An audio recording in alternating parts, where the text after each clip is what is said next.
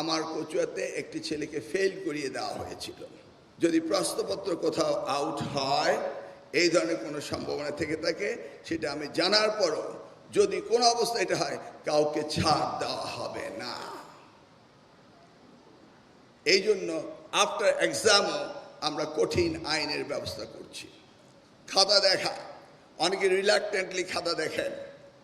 Board তারা evaluate করে না যে একটি শিক্ষক 2 মাসে প্রতিদিন কয়টা খাতা দেখতে পারবে, সেটা তারা রিকগনাইজ না করে 500 খাতা করে দিয়ে দেয়।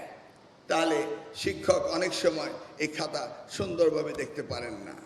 আমি বোর্ডকে ইনস্ট্রাকশন দিয়েছি এক্সামিনার ট্রেনিং দিয়ে এক্সামিনার বাড়াতে এবং খাতা কম সংখ্যক দিতে, এবং খাতার ভিতরে যেন সঠিকভাবে মূল্যায়িত হয়।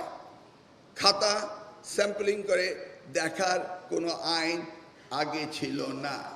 1980 অ্যাক্টে খাতা দেখার কোনো প্রভিশন ছিল না। সেই কারণে অনেক ছেলেমেয়েরা তারা অনেক সময় এই খাতা পুনর্বিন্যাস করার না কারণে তাদের রেজাল্ট খারাপ হয়েছিল। আমার একটা ইনস্ট্যান্স রয়েছে, আমার কচুয়াতে একটি ছেলেকে ফেল করিয়ে দেওয়া হয়েছিল। যে ছেলেটি জিপিএ A+ পাবে, ক্লাসের ফার্স্ট বয়, ক্লাস 8-এ বৃত্তি পেয়েছে, সেই ছেলেটি ফেল করেছিল। আমি যখন বোর্ডকে নির্দেশ দিলাম, তার টেবুলেশন শিটের খাতা 3 বার তারা পরীক্ষা করে বলেছে ফেল। বাট আমি জানি ছেলেটি ফেল করতে পারে না। তাহলে কি হয়েছিল? খাতা পাল্টিয়ে দেওয়া হয়েছিল, তাই না? কিভাবে? আর কি আপনারা কি অনুমান করতে পারছেন না? করা যায় কিনা? যায় কিনা? আপনারা আমার সাথে রেসিপ্রোকাল না, শিক্ষকরা কি যায় না? যায়। এগুলি বলবেন তো, না বললে আমি কিভাবে করব? আপনারা আমার চেয়ে এক্সপেরিয়েন্স। আমি, আপনি, আমরা মিলে এর প্রতিকার আমাদের করতেই হবে। কারণ আমরা স্বইচ্ছায় এই মহান পেশায় এসেছি। শিক্ষকরা কি শিক্ষকতা না করলে কি ভাত খেতেন না, ব্যবসা করতেন না, চাকরি করতেন না? ডু ইউ থিঙ্ক আমরা কি করতে পারতাম না? নিশ্চয়ই পারতাম। বাট আমরা এই শিক্ষকতা পেশাকে আমরা পছন্দ করেছি, তাই করছি। কিন্তু আইনত খাতা চেক করার বা পুনর্বিন্যাস করার বা রি-এক্সামিন করার কোনো প্রভিশন তখন ছিল না আইনত। বোর্ডের চেয়ারম্যান রিফিউজ করলেন, because I was then the chief executive of the ministry in charge of secondary and higher secondary. সেই কারণে I execute my administrative power. I investigated all the papers and I found যে হাতের লেখার কোনো মিল নেই। পরীক্ষার্থীর সাথে খাতায় যে লেখা তার কোনো মিল নেই। তখন আমাকে লোকেট করতে হয়েছে এই খাতাটা কিভাবে কোথায় থেকে গেল।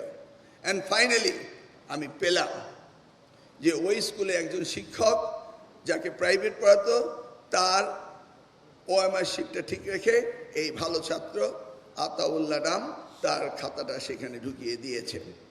But I couldn't punish that teacher because পানিশমেন্টের কোনো বিধান তখন ছিল না। ইউ সি, পার পেয়ে যায়, এবার আর পার পাওয়ার কোনো সুযোগ নেই। সেই ছেলেটি এখন পিজি ডাক্তার, চিন্তা করতে পারেন, হার্ট স্পেশালিস্ট। যদি আমার কচুয়ে জন্মগ্রহণ না করতো তাহলে কি ওয়াজ ইট পসিবল?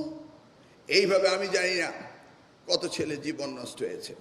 তবে আমার স্মৃতিতে মনে রয়েছে, আমরা যখন পরীক্ষা দিতাম, যারা ভালো রেজাল্ট করতে পারবে, ভালো রেজাল্ট করতে পারেনি হঠাৎ, এই ধরনের ছাত্রছাত্রীরা হত্যা করতো আগের দিনে। জানি না আপনারা সেগুলি শুনেছে কিনা, আগে এগুলি হতো। এনিওয়ে, এখন আমরা আইনের পরিবর্তন এনেছি এবং এই পরিবর্তনের কারণে আমরা খাতা দেখতে পারবো।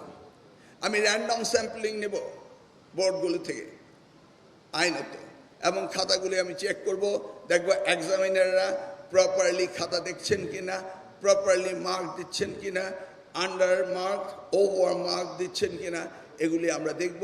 এবং এক্সামিনার ট্রেনিং প্রোগ্রাম বোর্ডগুলিকে বলেছি তারা যেন সঠিকভাবে করে। অর্থাৎ শিক্ষাকে সুনিয়ন্ত্রিতভাবে এবং আমরা সকলে মানবিক গুণাবলী নিয়ে আমাদের সন্তানকে ভালোবাসবো।